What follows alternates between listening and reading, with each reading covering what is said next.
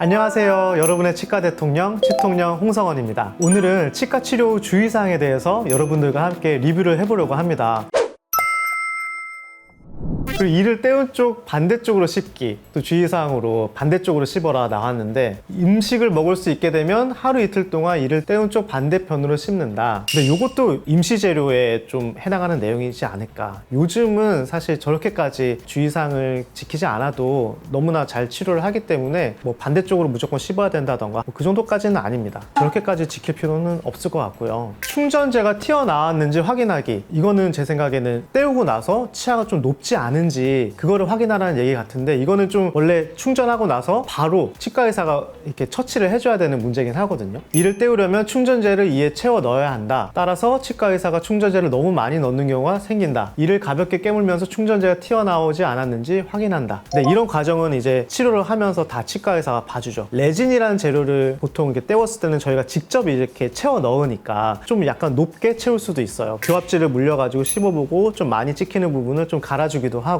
교합 조정이라는 과정을 거치고 이제 보내드리죠. 저는 집에 가셔서 또 마취가 풀리고 또 식사하실 때 한번 느껴보시고, 혹시나 조금 더 높게 느껴지신다던가 뭔가 부딪히는 느낌이 있다, 바로 연락 주고 오세요 라고 이렇게 좀 말씀을 드리거든요. 충전재가 튀어나왔는지 병원에서 한번 그렇게 검사하고 집에 가서도 한번 좀 체크를 해보시는 것도 순서이긴 할 것 같습니다. 문제가 생기면 치과에 연락하기, 네, 연락을 해야 되죠. 네, 이거는 뭐 환자의 권리인 것 같습니다. 좀 이게 되게 소극적이신 분들도 계세요. 너무 소극적인 분들은 또 치과에서 치료를 받으시고 뭔가 좀 불편한데 이 치과에 또 말을 못 하시는 분들이 계세요. 문제가 생기시면은 뭔가 불편하다 하면은 바로 치과에 연락을 하시고 오시면 저희가 또 이렇게 놓쳤던 부분이나 그런 것들을 또 점검을 하고 또 이제 치료를 해드리니까, 뭐 불편한 게 생기시면 치과에 연락을 하시면 됩니다.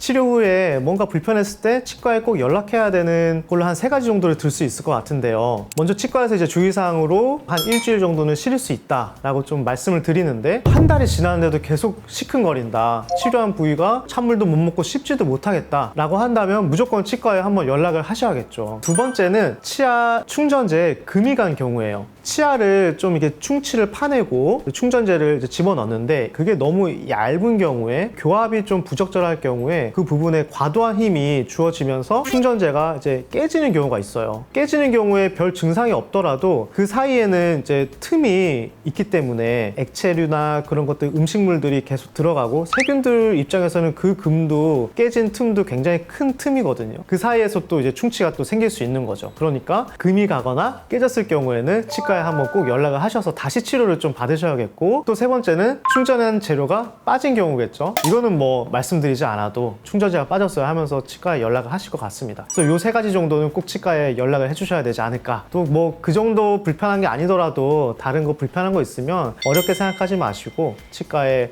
뭐 연락을 하셔서 질문을 하셔도 되니까요.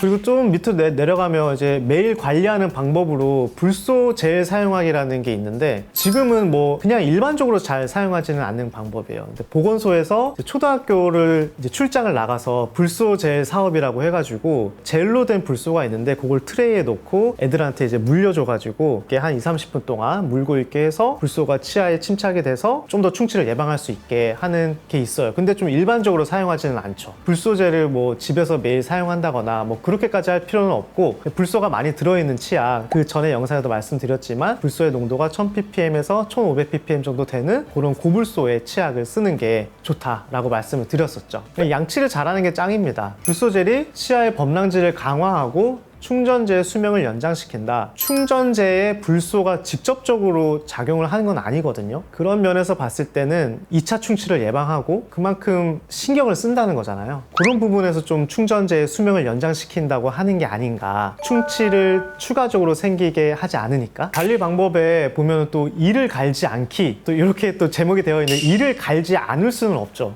이를 갈면은 치아에 손상이 오고 충전재에 손상이 올 수 있으니까 이것을 좀 방지하기 위해서 이갈이 장치를 좀 쓰실 수 있어요. 이를 가는 습관이 있는 사람은 치과에서 마우스 가드를 처방받는다. 이갈이 장치를 제작을 하셔서 사용을 하시면은 치아끼리 갈리면서 치아가 깨지거나 충전재가 깨지거나 하는 거를 방지할 수 있고, 이갈이 장치가 갈리기 때문에 치아를 많이 보호를 해주거든요. 그래서 제가 이전에 또 이갈이 장치에 대해서도 또 영상을 좀 자세히 찍어서 올려드렸으니까 그것도 한번 참고해 보시면 좋을 것 같아요. 진짜 마지막으로 제일 중요한 게 남았네요. 6번째, 정기적으로 치과에 가서 검진받고, 여기는 이제 번역을 해서 세척하기라고 나와 있는데 어쨌든 정기적으로 치과에 가서 검진을 받아야 된다. 이거는 너무나도 중요한 얘기인 것 같습니다. 정기적인 검진과 세척이 구강 건강을 유지하는 데 중요하다. 1년에 2번 이상 치과에 가서 치아나 충전재에 문제 없는지 살펴본다. 이거는 너무나 중요한 얘기고, 1년에 2번까지 힘드신다고 하시면 또 1년에 한 번씩은 보험으로 스케일링을 하실 수 있잖아요. 1년에 한 번씩 치과에 오셔서 스케일링 받으러 오셔서 가볍게 충치가 없는지 한번 봐주세요, 이렇게 얘기할 수도 있으니까요. 1년에 한 번씩은 꼭 오셔서 치과 검진을 받으시기 바랍니다. 지금 제 얘기를 듣고 내가 1년에 한 번 치과를 갔나? 라고 좀 가물가물 하신 분들은 치과에 바로 전화하셔가지고